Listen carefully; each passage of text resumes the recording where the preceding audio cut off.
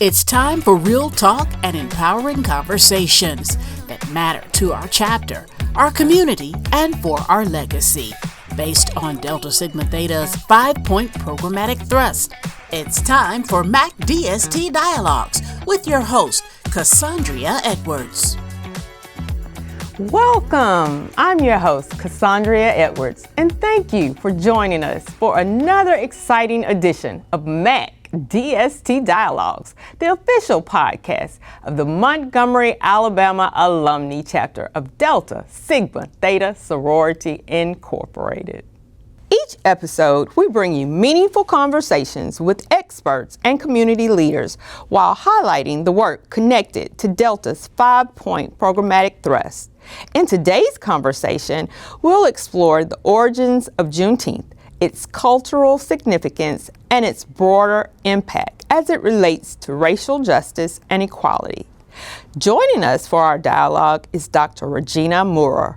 Dr. Regina Moorer is a public policy analyst and consultant with deep experience in applied research, policy development, and community-focused analysis. Her work centers on economic mobility, higher education finance, energy equality, and institutional investment in underserved communities. She is also an adjunct political science professor. Thank you for joining us today, Dr. Moorer. Juneteenth has only been officially recognized in the U.S. for a few years now, and it became a federally recognized holiday in 2021. Yet there are still many of us that don't know much about Juneteenth. So what are its origins and how did the events in Galveston, Texas shape our current understanding of the event? Absolutely. Thank you so much for having me. And this is a great question. So Juneteenth marks June 19th, 1865. This is the day Union Major General Gordon Granger arrived in Galveston, Texas, and issued what we know as General Order Number 3. And so what this order did, it announced to the enslaved people in Texas that they were free. So what does that mean in terms of why we celebrate Juneteenth? We know the Emancipation Proclamation was issued in 1863. So by 1865, we're almost 2 years after the issuance of the Emancipation Proclamation, which declared that enslaved Black people in Confederate states were free. So why was it that we see that slavery is still a very much thriving institution in states like Texas? Yes. Well, as the Civil War ended and Union troops were ensuring that enslaved individuals in Confederate states like Arkansas, Louisiana, Mississippi, ensuring that they knew that they were free, enslavers, the slaveholders, started to flee further west to states like Texas. And so that meant that they took their enslaved individuals with them, and it made it harder for the Union soldiers to ensure that these individuals knew about emancipation. But as we discuss this, I have to dispel this myth that those enslaved individuals in Texas didn't know that they were free. The Black Texans very much knew that they were free. However, the enslavers used the same brute force and violence that they had used for over 200 years to keep those individuals captive. Oh my. Okay, so that leads us to the next question then. So why do you think it took over 2 years after the Emancipation Proclamation was issued for enslaved people in Texas to be freed? I think I could paraphrase Frederick Douglass when he said, "Power concedes nothing without a demand." It never did, and it never will.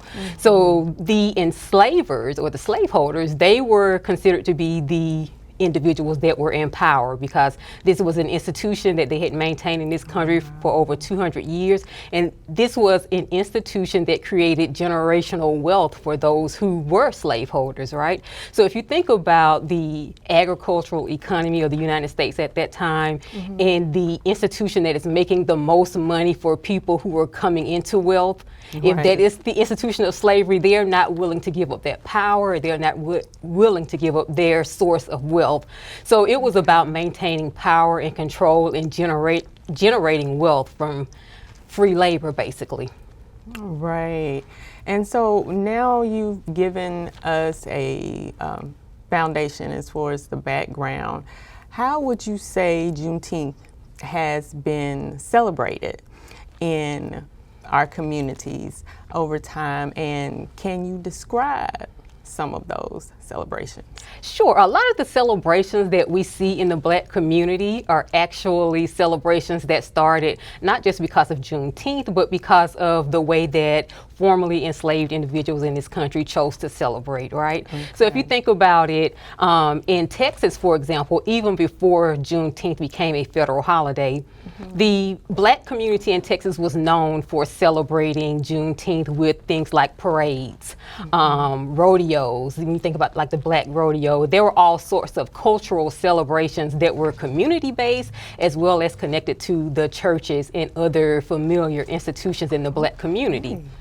And you see those traditions sort of replicated in communities outside of Galveston. When you think about the Black tradition of family reunions, yes, those family reunions basically stemmed from the institution of slavery, so to speak, because once Black people earned their freedom, a lot of them fled the South during the era of Jim Crow, that period known as the Great Migration. And one of the ways that these families stayed connected was that they returned South for family reunions, because even though they wanted to leave the oppressive institutions in the South, they did not want to leave that sense of community and leave their families behind. So a lot of the traditions that we celebrate in the Black communities, when you think about like our traditions of family reunions and other cultural celebrations, those celebrations are the result of Black people wanting to maintain a sense of community even after they earn their freedom. Yes, and those celebrations have truly, I think, provided a connection for all of us over time. Absolutely. Right? Yes. So collectively as a nation, many people either did not know much about Juneteenth as we've discussed, or they hadn't heard of it prior to it becoming a federal holiday.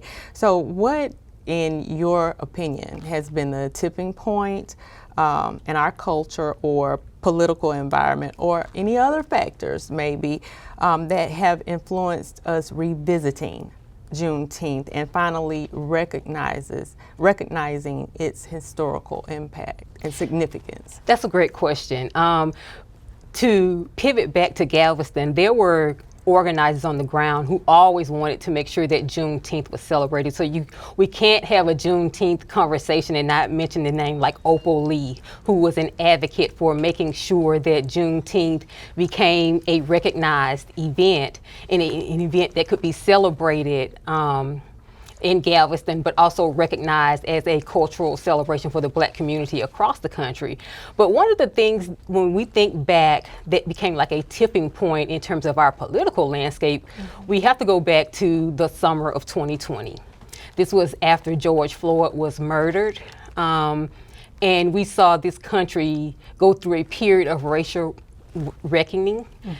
As a result, we saw the uprising, we saw the protests in the street, and we saw a lot of political leaders asking what could they do to make sure that this day that George Floyd's murder had some sort of impact for the Black community as well as the country as a whole. So we saw a lot of symbolic gestures with things like spray painting, like Black Lives Matter on streets.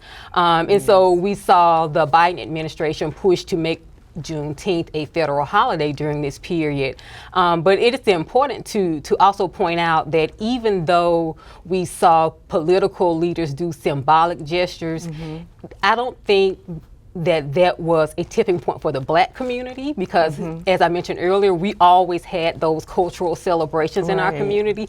I think it was more so a tipping point for the others, for other people. But for us, I think that we've always recognized the importance of making sure that we celebrate our history, the good, the bad, and the ugly. Yes. And I think that it is important that even like today, moving forward, that we don't lose sight of history, because when we stop talking about our history or we allow people to rewrite our history, we can forget some things, and forgetting is just as harmful for us as just not celebrating some of these events at all. Thank you, Dr. Moorer. This is a really interesting and fascinating topic, and I hope the community is learning a great deal. When we come back from the break, we'll discuss ways our communities and schools should teach Juneteenth and how the holiday can be connected to a larger conversations about racial justice and equality in the U.S. We'll have that and more with Dr. Regina Moorer right after the break.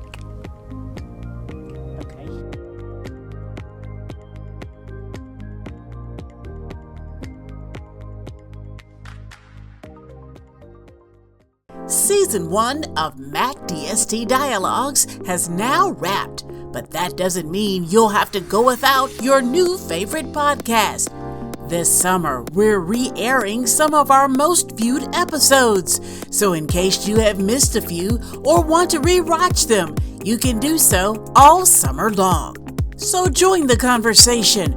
Watch MAC-DST Dialogues on Montgomery, Alabama Alumni Chapter's Facebook, YouTube, and website, because when MAC dialogues, the community listens.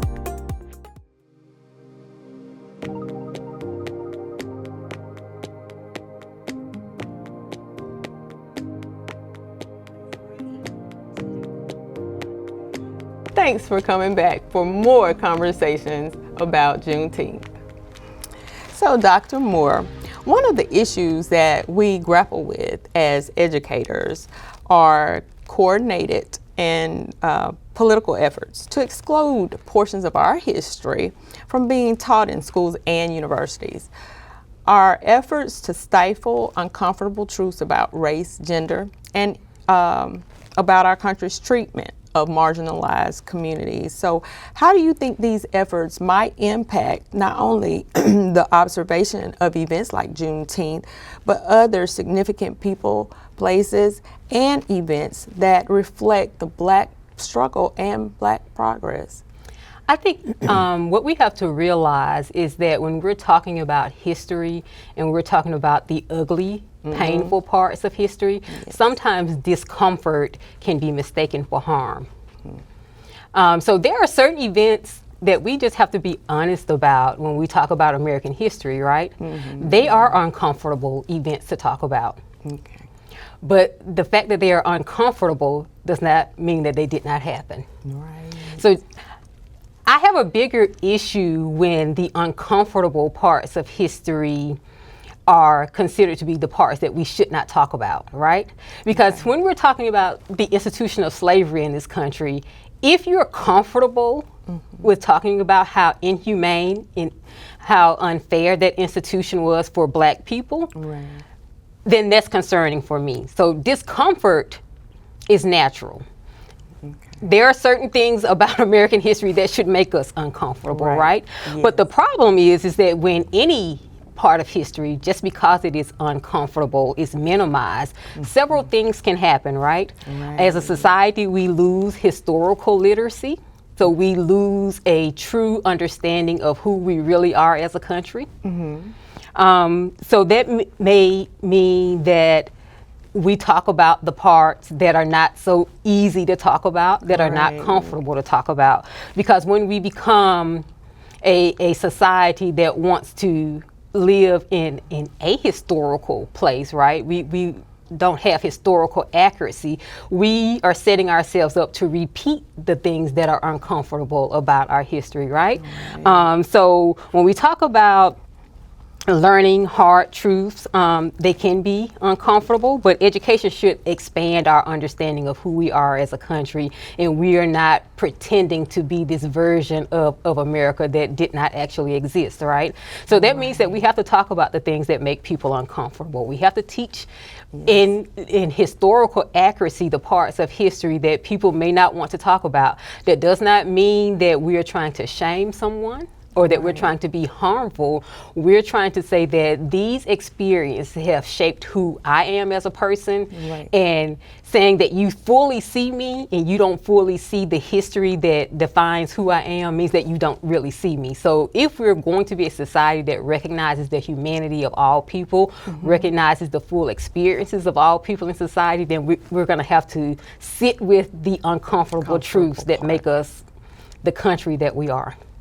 Yes. Oftentimes it's hard to look at the bad and the ugly, but in order to get the big picture, that's what we have to do sometimes. Absolutely. So with your experience and your expertise, what would you say are the most relevant parts about Juneteenth? What would you leave us with, and what is its lasting impact be? The lasting impact of Juneteenth will be going back to that Frederick Douglass quote, power concedes nothing without a demand. And when we look at where we are today as a society with the rolling back of civil rights and civil liberties and voting rights, we're still struggling with this idea of power not wanting to concede anything without a demand, right? So the lasting impact of Juneteenth is that we have to make sure that we are being truthful about who we are as a country. We have to celebrate our history in totality, even the part that makes us uncomfortable. And we have to also realize that this country has a legacy of where any civil rights gains that we experienced came with struggle. It came with a fight. Nothing was handed to us, especially as the Black community. Everything that every right that we earned, we really literally had to earn it. And so if we look at this current moment in American politics, we're still dealing with this notion of power not wanting to concede anything without a demand. Wow. This has really been an informative interview and topic. You've provided some great fundamental information for our audience today, and I hope that they feel that they know more about Juneteenth than prior to this interview. So I want to thank you so much for agreeing to be a guest today on our show. Absolutely. Thank you so much. You're very welcome. That concludes our show. I'm your host, Cossaundria Edwards. Until next time, stay informed, stay engaged, and tune into the next MAC-DST Dialogues. Got a story idea you think we'd like to feature on MAC-DST Dialogues? Email your ideas to corresponding secretary at MontgomeryAlumnae.org or visit the MAC-DST Dialogue show page on the Montgomery, Alabama Alumni Chapter website at MontgomeryAlumnae.org.